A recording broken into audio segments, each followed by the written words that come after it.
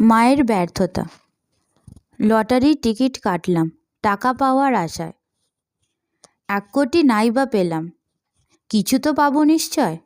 কিন্তু কপাল খারাপ, থাকলে কি যে হয়।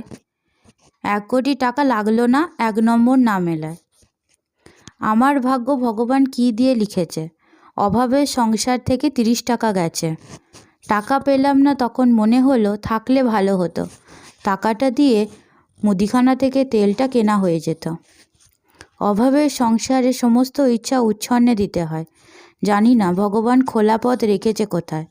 সন্তানের দিকে তাকালে মনে শুধু ভাবি, এদের ভবিষ্যতের জন্য কিছু তো রাখি। বর্তমান চালাতে পায়ের তলায় জমি যায় হারিয়ে, সন্তানের ভবিষ্যতের জন্য কী বা রাখবো সরিয়ে। মাঝে মাঝে ভাবি কিসের আশায় বেঁচে আছি, জীবনটা বৃথা নেই কোনো গোছানো সাজি।